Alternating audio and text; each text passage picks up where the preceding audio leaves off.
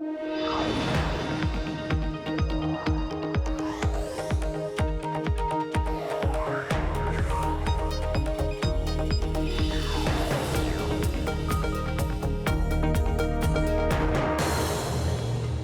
Emily Chang in San Francisco, and this is Bloomberg Technology. Coming up in the next hour, Amazon holds its annual shareholders meeting, and activists and protesters turned up the heat on the normally low-key affair. We are on the ground in Seattle.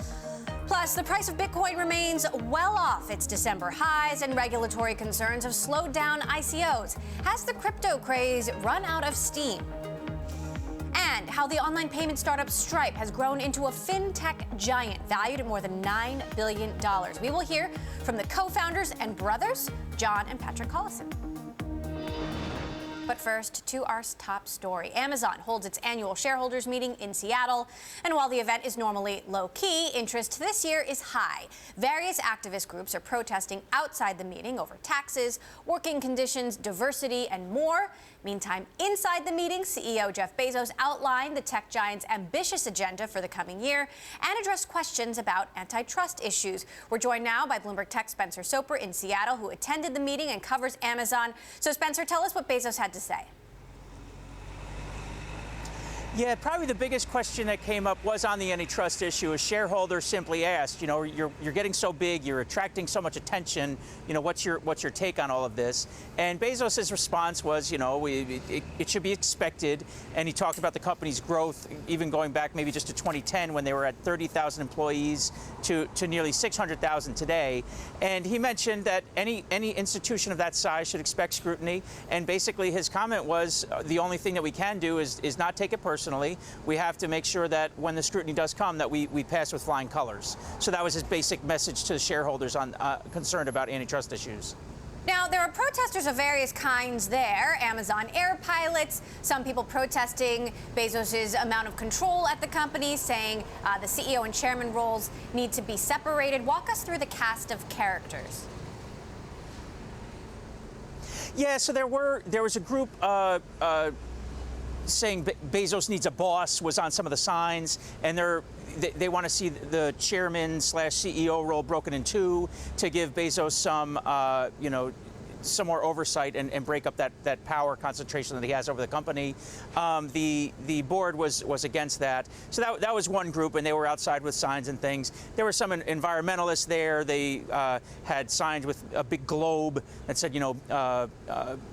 big size equals big responsibility, emphasizing that Amazon needs to be a better steward. There was an LGBT group. They're concerned about Amazon's search for HQ2 locations that several of the states that it's identified as finalists have laws that are discriminatory against the LGBT population. So they were here protesting. They actually had a big box truck driving around. There were even some pilots that fly for Prime Air, and they're concerned about contract negotiations. Some union pilots trying to put pressure on Amazon to put pressure on their employers to give them a better contract for their employment.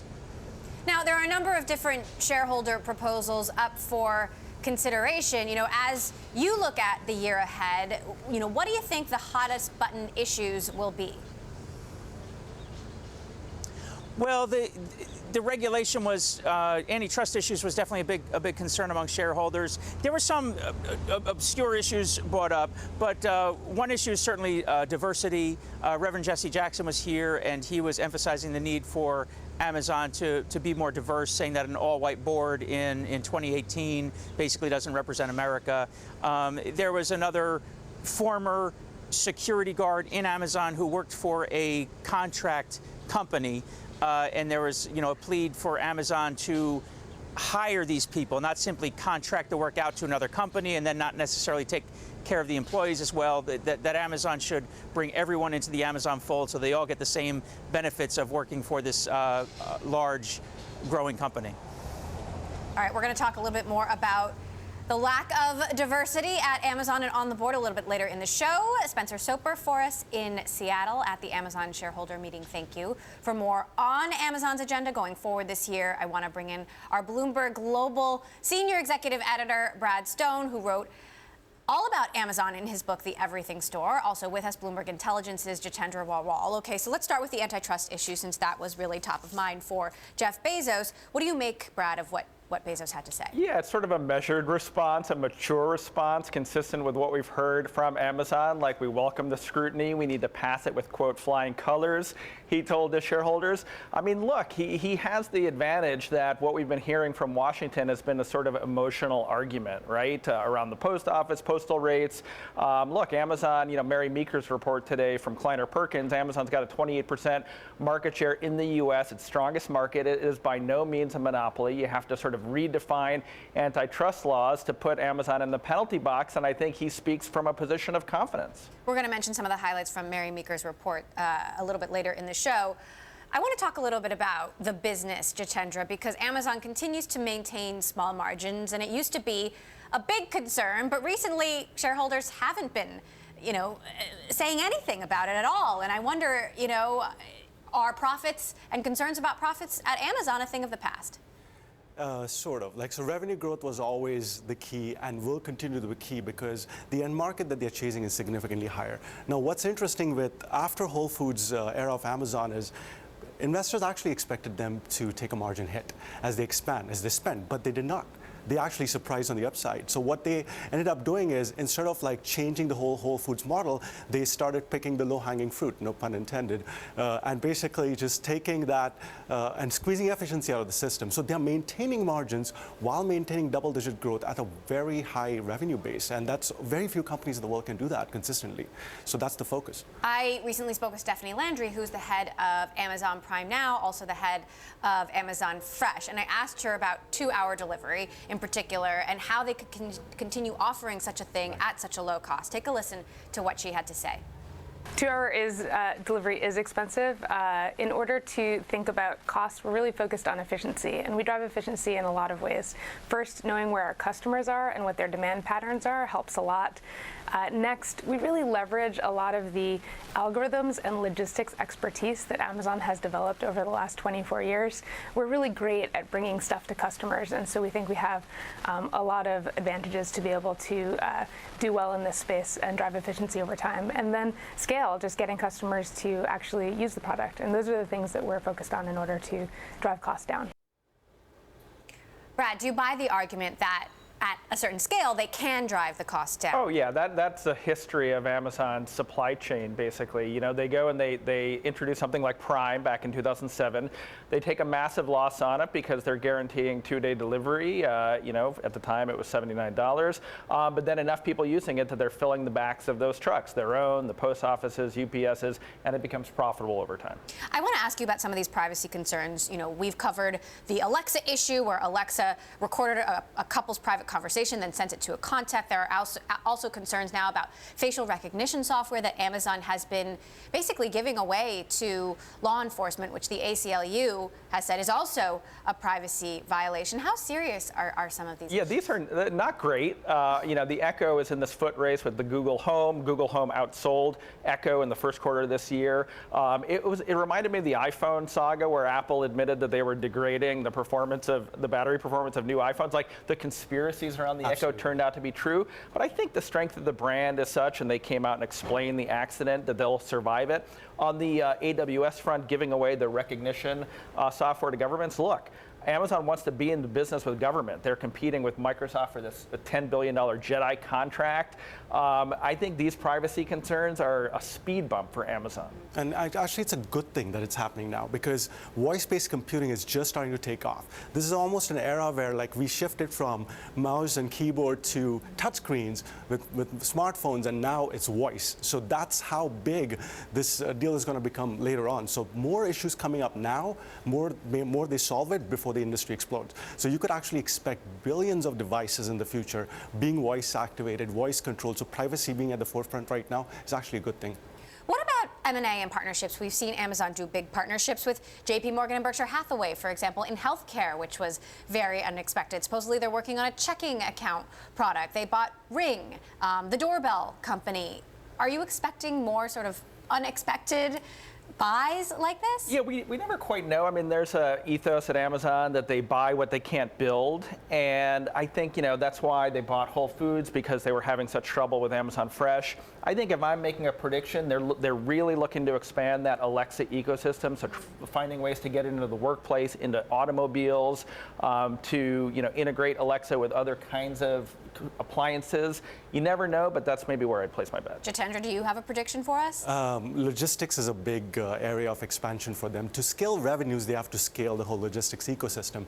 And with Whole Foods, what we have seen is the last mile delivery still needs a lot of work. Now, they've started expanding in different states. They have free home delivery and things like that. But basically, once they fix the last mile delivery, then they can go and attack a lot of these acquisition targets that we keep hearing in news. But whenever we hear about some news that Amazon's entering X and Y, we need to first do the reality check. Do they have the delivery system ready to actually benefit from it? Let's talk a little bit about international growth. Amazon clearly has ambitions in India, but they didn't get that acquisition of Flipkart. Walmart did. What are you watching when it comes to international growth or lack thereof? Yeah, international sales growth is almost flat. The story in the U.S. has been great. They're growing by leaps and bounds. So it's clearly been a sort of challenge for them. I never thought they would win the Flipkart acquisition. Just, they're growing faster than Flipkart. It would have been a big regulatory challenge. I think they were trying to throw their body in Walmart's path. But, we've seen a move like the marketplace to Australia, logistics, or, actual Prime to like the Netherlands and other countries. I think we'll see some AWS expansion to Latin America. It's slow going, though. It does seem to me that maybe that's an expensive avenue of growth, and their emphasis, at least right now, is elsewhere. And we've also got Walmart shareholder meeting later this week, Absolutely. which we are also covering. Absolutely. And, to that point, the margin's taking a lot of hit in this international expansion story. So it is a long game that they're playing. I mean, we know that 90% of Amazon revenues today are made by 5 countries, in US, UK, Germany, Japan, France. So essentially, all the expansion stories that we hear, we have to look at from a longer term lens, and those profit declines and losses there might continue for a while. Okay, Jitendra Rawal, Bloomberg Intelligence, and Brad Stone, Bloomberg Tech. Thank you both. Well, Tesla's Model 3 has now scored a coveted recommendation from Consumer Reports. The magazine initially declined to recommend the Tesla's more mainstream model after testing showed it took longer to stop than a Ford F-150 pickup. Since then, CEO Elon Musk has ordered an over-the-air software update that improved braking by almost 20 feet. This was enough to raise the Model 3's overall score for the car to be recommended by the magazine. But testers still have concerns about wind noise, a stiff ride, and an uncomfortable rear seat. Coming up, while Uber struggles in Europe, one ride-hailing company is gaining some serious ground. How Taxify has earned the title of unicorn with a $1 billion valuation. Next. And if you like Bloomberg News, check us out on the radio. Listen on the Bloomberg Radio app, Bloomberg.com, and in the U.S. on SiriusXM. This is Bloomberg.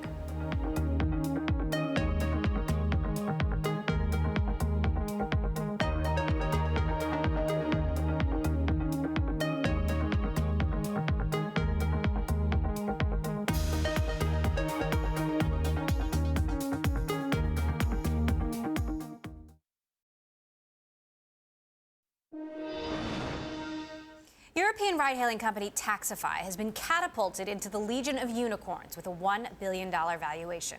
This comes after raising funds from a group of investors led by Germany's Daimler.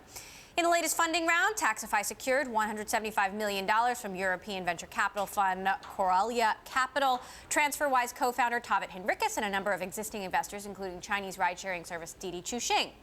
The Uber rival is stepping up the battle for ride-sharing dominance in Europe as it seeks to gain a toehold in the region. Joining us now to discuss from London, we have Bloomberg's Caroline Hyde. So, Caroline, what kind of ammunition does this new funding give Taxify in a market where the winner is far from assured at this moment?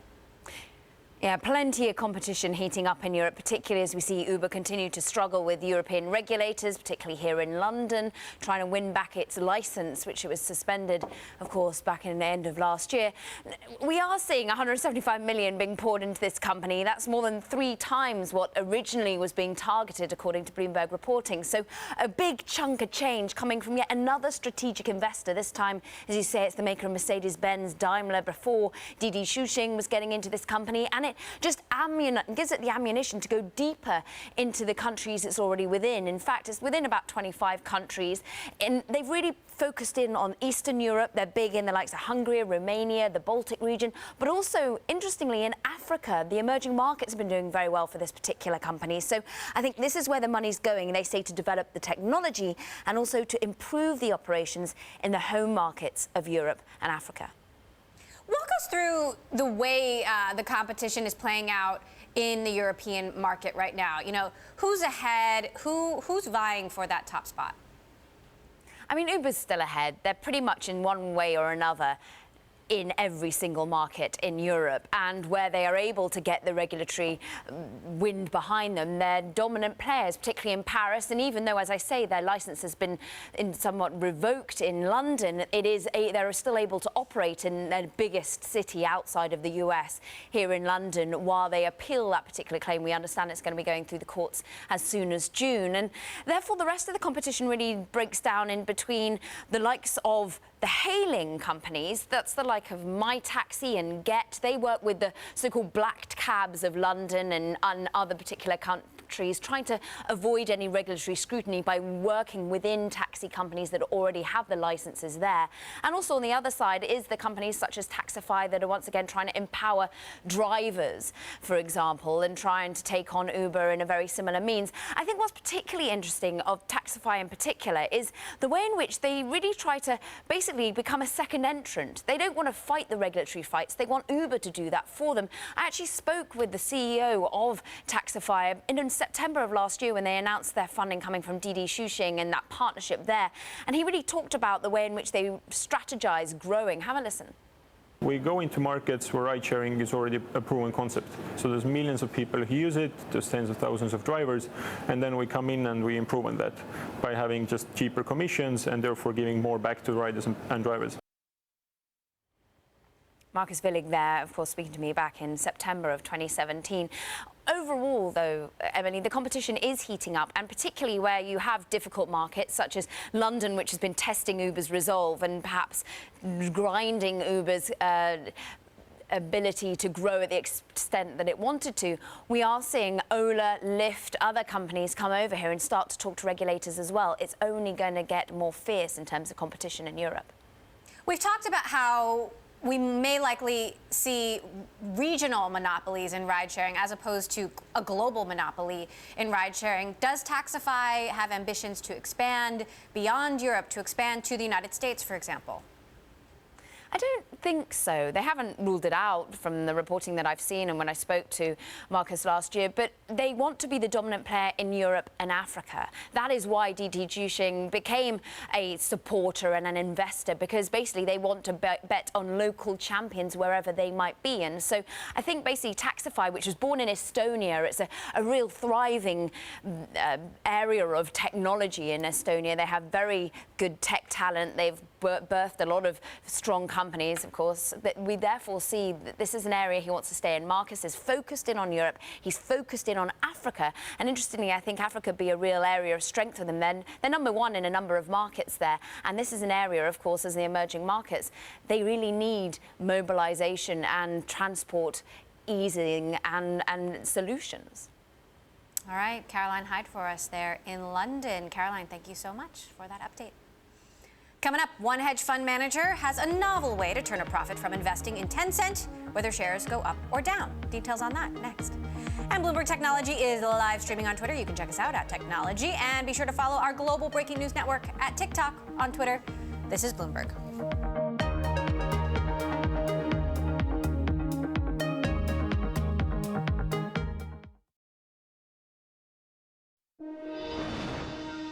Consumer rights groups in Europe have kicked off a series of actions against Facebook, seeking at least €200 in compensation for each user for violating privacy rights. Teste Chats, based in France, said cases have been filed in France, Italy, Spain, and Portugal.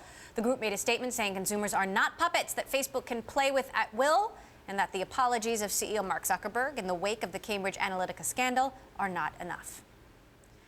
While Tencent remains one of the biggest tech firms in the world, the stock has seen dramatic swings over the last year. One hedge fund manager says he has a novel idea to invest in the company without taking on so much risk. BFAM Partners founder and CEO Benjamin Fuchs detailed his strategy to Bloomberg's Stephen Engel from the Sohn conference in Hong Kong. Take a listen. The stock's been bullish for so many years that people aren't assigning a very high probability to a sell-off. And just to be clear, we aren't necessarily calling for a big sell-off in the stock, but if one were to occur, these puts will have a significant amount of value. So what is the distribution of your call? I mean, because you are also saying go long with some shares. That's right. So we would do this on what we call a theoretical delta. It means when you buy the put, we're recommending to buy the March 2019 25% out of the money puts, which have what we call a 10 delta. And that means you buy about 10% of the stock when you buy the put. And the effect of that, Steve, is that were the stock to rally a lot, you're actually going to obviously lose the money on your premium, but you're going to make quite a bit of money on the stock that you're long. So this bet really allows you to make money in extreme moves either way. If it's down a lot or down or up a lot, you'll actually make quite a lot on this trade. Would you consider your call here a bit of a contrarian view, because a lot of the put option premiums are so low? Because look at the consensus ratings on this stock. More than $500 is the consensus rating. We have one Morningstar calling for $641 over the next 12 months. It's a $399 stock right now. That's right. So the bets, even from the big institutional banks, continued rise. That's exactly my point. The dominant view is that the stock can only go up. So if it were to go down, it's really going to catch people by surprise. And I think one of the things that I talk about in the presentation is just from a market cap point of view, the company already has a $500 billion market cap. It's an amazing company, no question about it. But the market knows that, investors know that, analysts know that. So were the stock to hit some of those targets that people have, up 30%, it would be bigger than Google, world's 5th largest stock. Up 85%, it'll be bigger than Apple. So almost world's first $1 trillion stock. Can that happen? For sure, but it's just not that probable in the next 6 to 12 months, in my view. That was BFAM Partners founder and CEO Benjamin Fuchs speaking with Bloomberg's Stephen Engel. Coming up, as Amazon holds its shareholder meeting, new questions are being raised about the power held by its board. We will discuss next. And later, our sit-down with Stripe co-founders John and Patrick Collison, what they have to say about the possibility of going public and when. This is Bloomberg.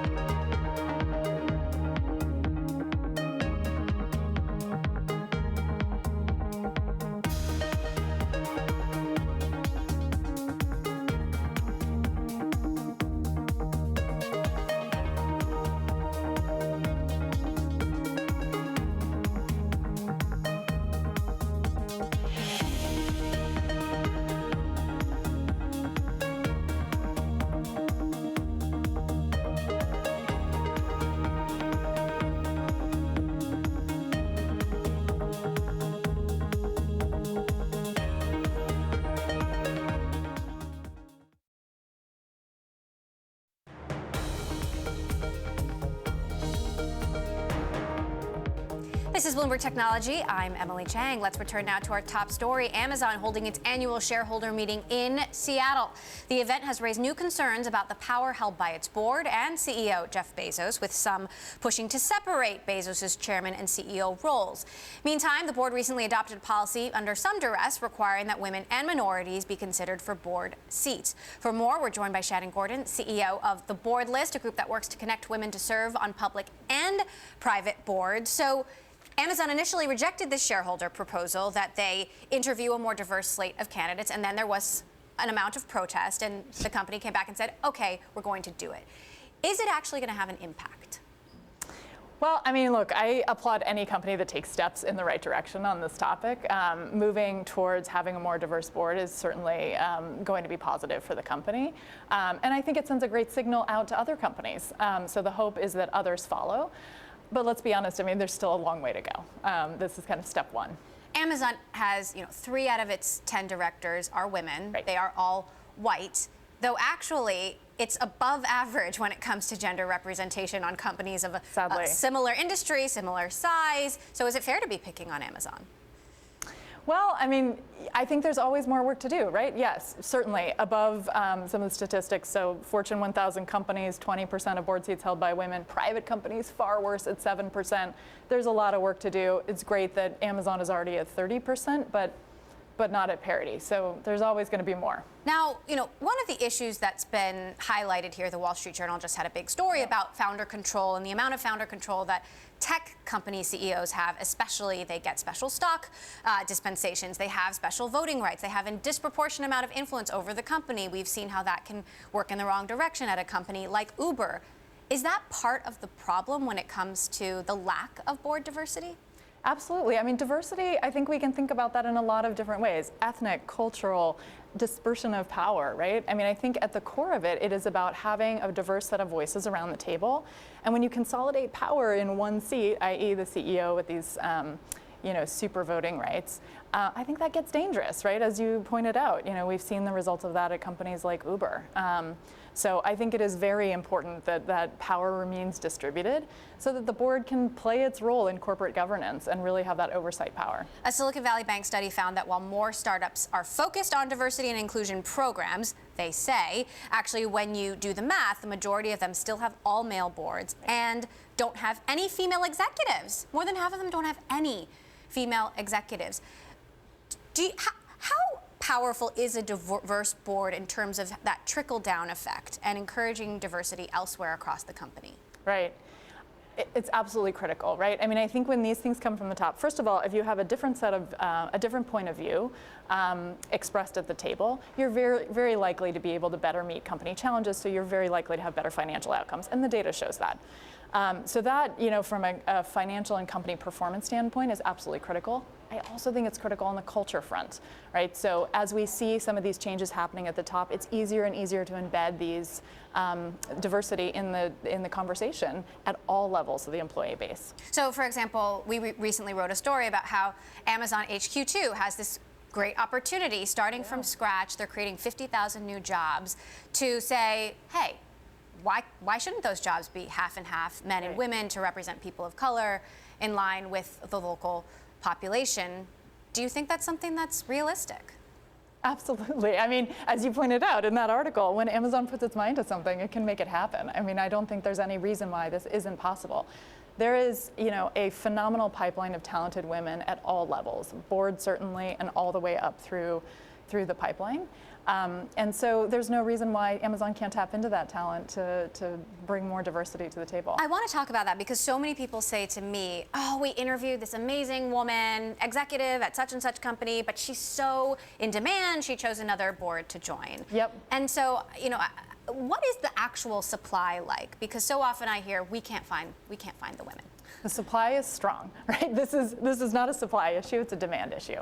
So why isn't the demand finding the supply? And I know that's what the board list was founded to do, is sort of improve that disconnect. Yeah, well, there's a couple things, I think.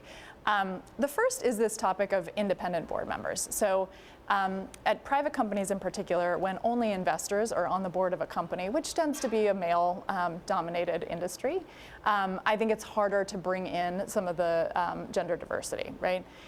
So seeking out operator point of view via an independent board member is a great way to go get some diverse points of view.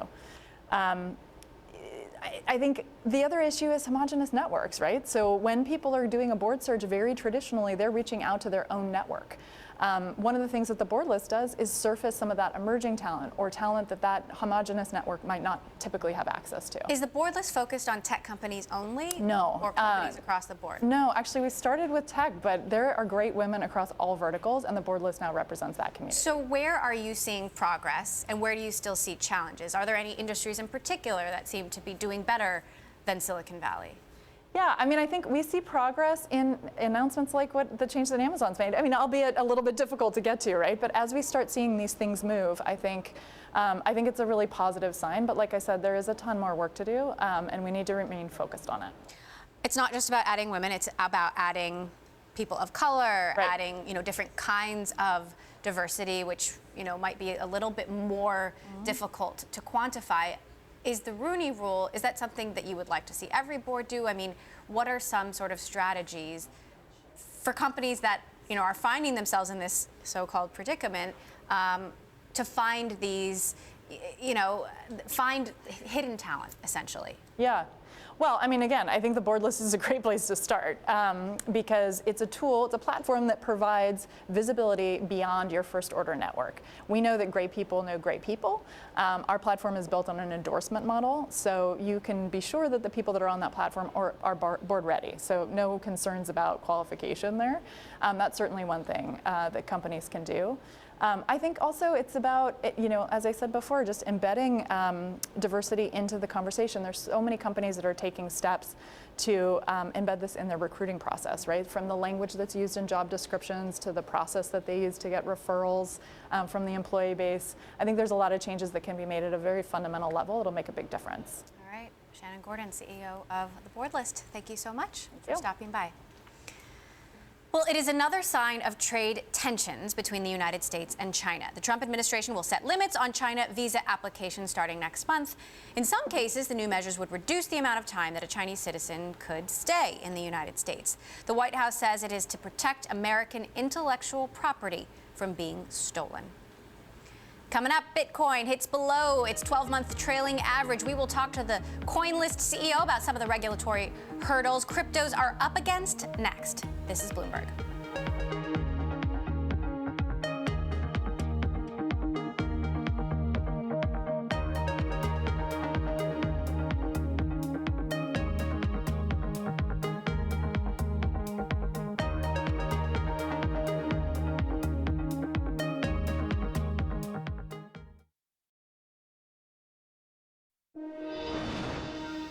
Bitcoin enjoyed a boom, but are we now looking at the beginning of a bust? The cryptocurrency hit below its 12-month trailing average for the first time since October 2015. But it is not just Bitcoin. If you hop into my Bloomberg, you can check out this chart on GTV. We've seen the rise and fall of a number of cryptocurrencies, including Ethereum, Ripple, Litecoin. A lot of the volatility is due to regulatory uncertainty. However, ICOs have raised more money in 2018 than last year, and we're not even halfway through.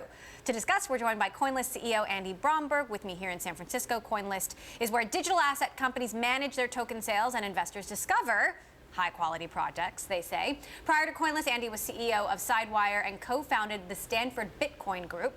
Also with us, our Bloomberg executive editor and host of What'd You Miss, Joe Wiesenthal. So, Andy, I want to start with you. We've, as we've discussed, seen a spectacular rise and fall, but also volatility has kind of slowed down. So that could be one argument that this is a step towards wider spread adoption. On the other hand, you have people saying the crypto craze is running out of steam. Which is it?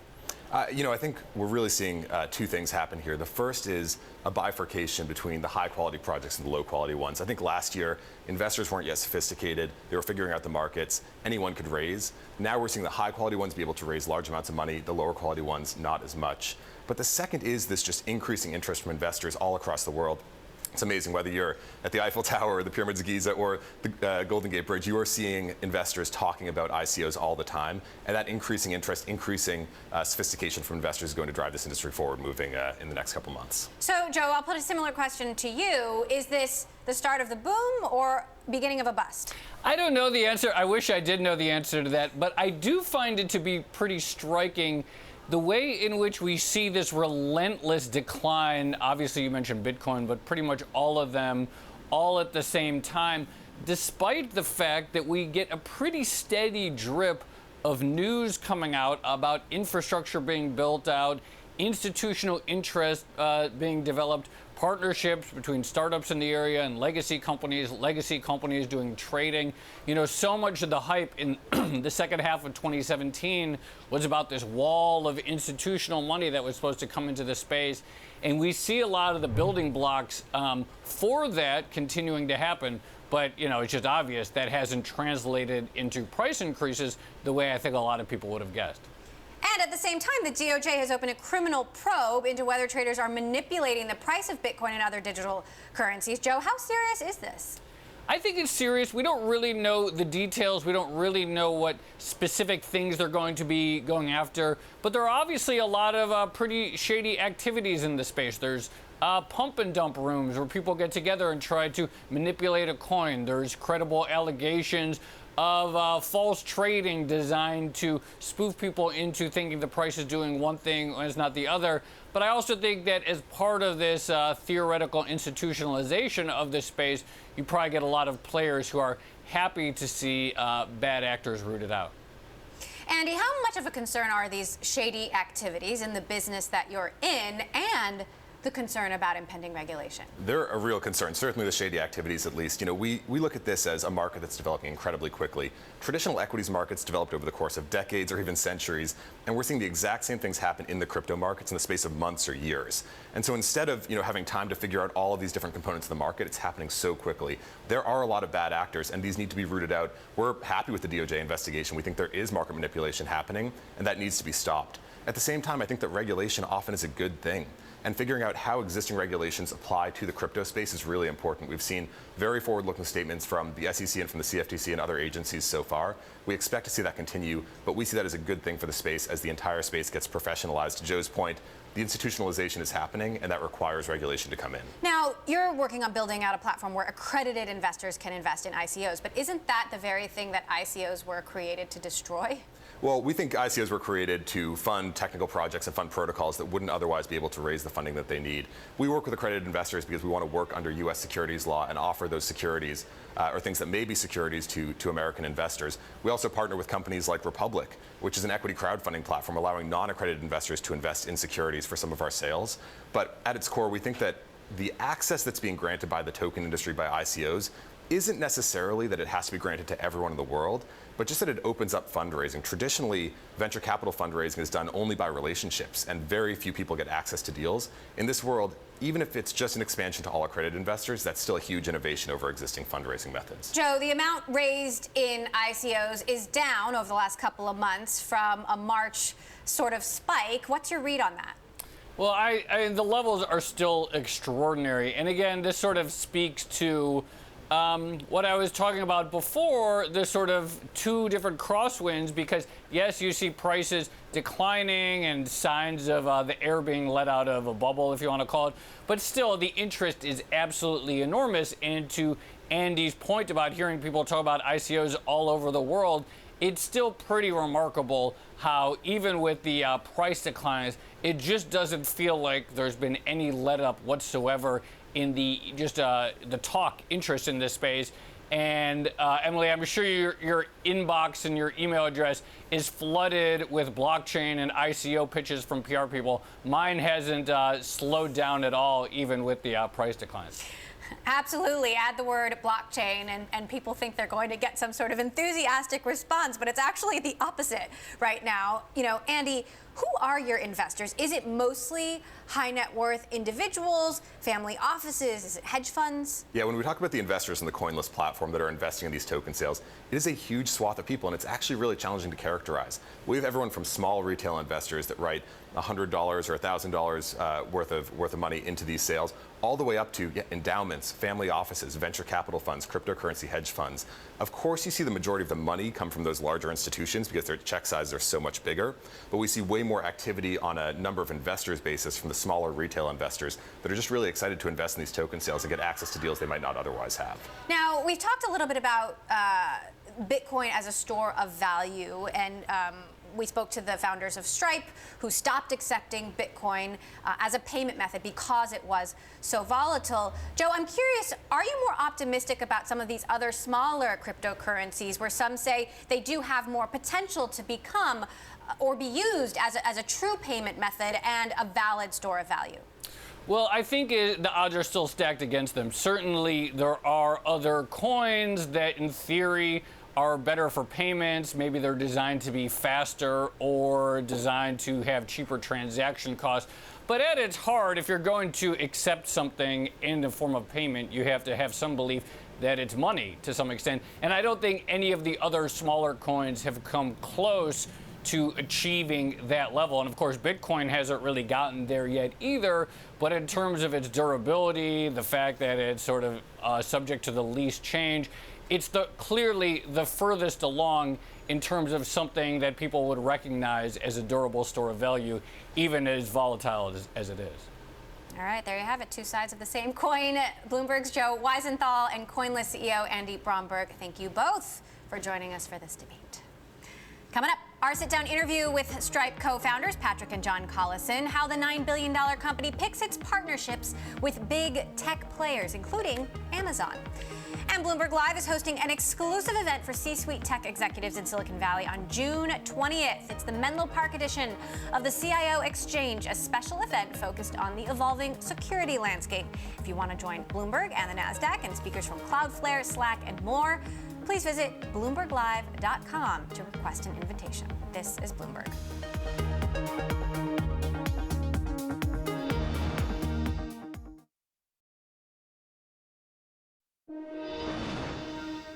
Mary Meeker of Kleiner Perkins just presented her Internet Trends Report for 2018 at the Code Conference. Dubbed the most highly anticipated slideshow in Silicon Valley, here are some key takeaways.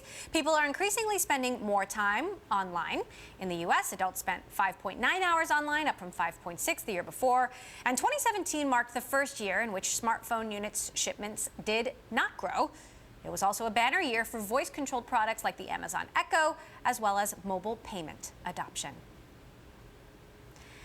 And Europe is becoming increasingly competitive with Silicon Valley when it comes to building successful tech companies. That is according to John Collison, co-founder and president of the payments company Stripe. I sat down with both John and Patrick Collison, brothers from Ireland and co-founders of Stripe, in the latest edition of Bloomberg Studio 1.0 to talk about how the online payment startup grew into a $9.2 billion behemoth, serving clients as big as Amazon, Facebook, and Lyft. We talked about competition and the lack thereof. Well, I think there's a desire to set these things up as a, Stripe versus banks or X versus Y whenever there's a narrative about these things. A very large fraction of the time when people are building businesses on Stripe, they're building businesses in white space as opposed to replacing another business directly. The stat that is very motivating for us is that 5% of global commerce takes place online today. The other 95% is offline. And so that's what we mean when we say no one has to fail. You've done a lot of partnerships with companies that could be perceived as your competitors, like Apple, like Google, like Visa. Walk me through the strategy. We think all of those consumer payment methods will all be really successful over time, but what has always been lacking is a platform for the businesses to just manage and abstract the complexity of doing business online in 2018. When you talk to a business and just what is required, even for table stakes, to get up and running, managing the payments and the treasury and the regulation and the compliance and all the complexity that goes with that. First off, take doing it in the US, and then take doing it all around the world.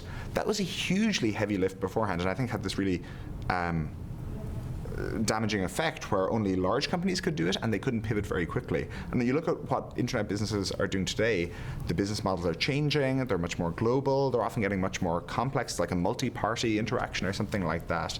And so that's what we're focused on, and that's why, Apple Pay has been growing like a weed as a payment method, and that's phenomenal for Stripe. Stripe's been working with smaller businesses for a long time, but Bloomberg broke the news. You are now working with Amazon. You're working with Facebook, Microsoft, Allianz, Booking.com, Lyft.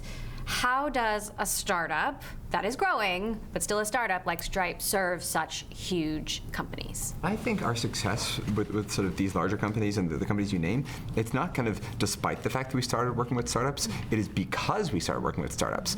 In that, when you start as a startup, and especially when you're serving startups, you can't bamboozle them with like fancy sales materials and like this big marketing campaign or whatever. Like, they're just not going to be deceived by it. They will assess you precisely on the product merits, what helps them innovate fastest and fulfill their ambitions and goals and all the rest as rapidly as possible. And so it's really punishing. And so we were forced to build a product that sort of helped them execute as quickly as possible. So Stripe makes money by charging a small fee on every transaction. You're now processing billions of dollars a year for hundreds of thousands of companies taking payments worldwide. You're reportedly valued at $9.2 billion. You've raised $450 million in funding. Some analysts say your valuation isn't justified, and we've certainly seen companies going to the public markets that haven't been able to hit the market cap that they raised at privately. Do you have any concern that you won't be able to hit that mark? I think we're certainly always paranoid that we need to execute strongly to actually meet the potential of Stripe. But if you're asking kind of does the potential market size support that kind of valuation? Absolutely, many times over, because again, the internet economy is so vast and so much smaller than it will be if we actually had the good infrastructure to Do you support it. see Stripe as a public company? Someday, quite plausibly. But the way we've always thought about ourselves is that we're in such an expansion phase. We're so far from reaching kind of the plateau of that sigmoid when things kind of stabilize and the whole business becomes predictable. I mean, I was in Asia back last week, and man, there's just like such vast opportunity there for every internet business, sort of Stripe included, that I guess we're just so fixated on making sure, how do we ensure that sort of what Stripe is doing in the US, in Europe, in Asia, in Latin America, and so on, that like we're really capitalizing on the opportunities there. And we'll then, back solve from that to, whatever the right sort of long-term, structure of the company is, we'll fit it, within that. John and Patrick Collison, they're co-founders of Stripe. You can check out the full interview on the latest episode of Bloomberg Studio 1.0, Wednesday, 9:30 p.m. in New York, 6:30 p.m. in San Francisco. And that does it for this edition of Bloomberg Technology. On tomorrow's show, we're going to be speaking with ARM CEO Simon Segars.